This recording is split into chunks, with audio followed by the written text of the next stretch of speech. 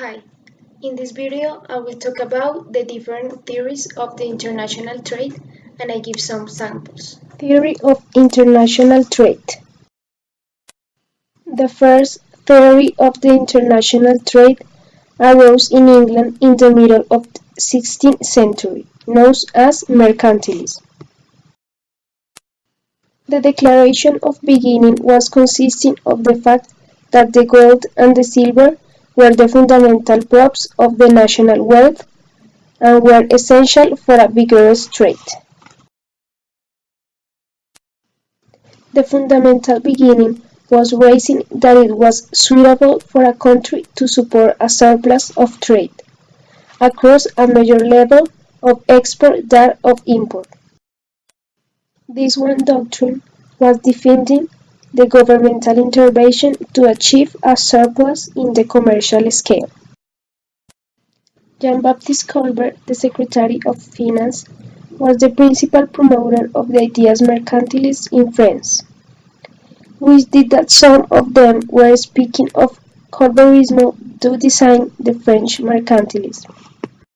Colbert eliminated the obstacles to the trade on having reduced the custom interior rates and on having constructed an important network of roads and channels.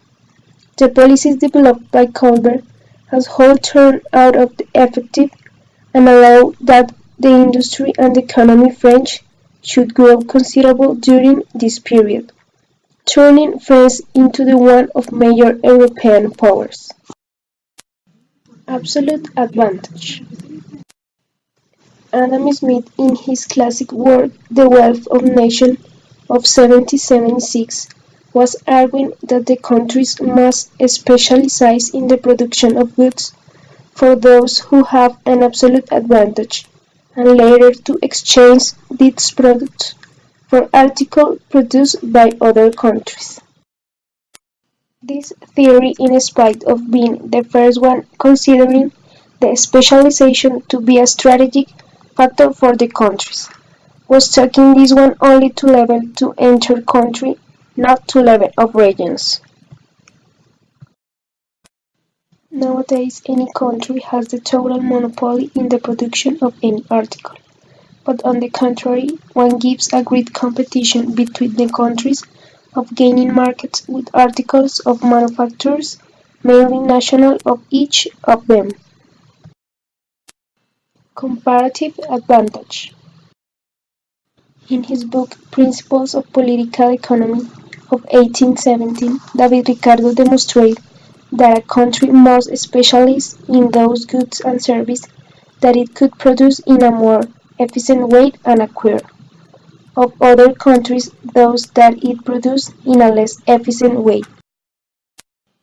If there is more of a productive factor for Ricardo, the measure of efficiency that would correspond is the total productive of the factors, which can express as the reason between the product added value and the total use of factors, the capital, qualified and non-qualified work.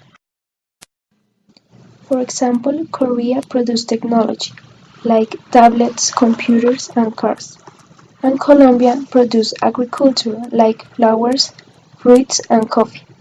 For this reason, each country has own comparative advantage. Heckscher-Ohlin model. The theory developed by Heckscher and Ohlin tries to explain as that the individually considered country's comparative advantage to export certain goods. The HO central theorem indicates that the countries have comparative advantage in those goods that for his production they need more of the relative abundant factors in the country. Saudi Arabia, for example, has a large amount of oil, and the other side, China, has cheap labor. This makes that all countries have an advantage over others. Finally, the last one is theory of the life cycle of the product. The theory was saying that in an apparent way, the pioneering companies in a product were thinking that it was better to support the productive plants near the market and the place of capture of decisions. Due to the novelty of the product, companies can charge relative high prices for their new products. The initial demand in other advanced countries does not justify the initial production in these countries of the new product, but it requires export from the country of the origin. Over time, demand for the new products begins to grow in other advanced countries, and then foreign producers find a reason to start producing such goods and thus to supply their domestic markets.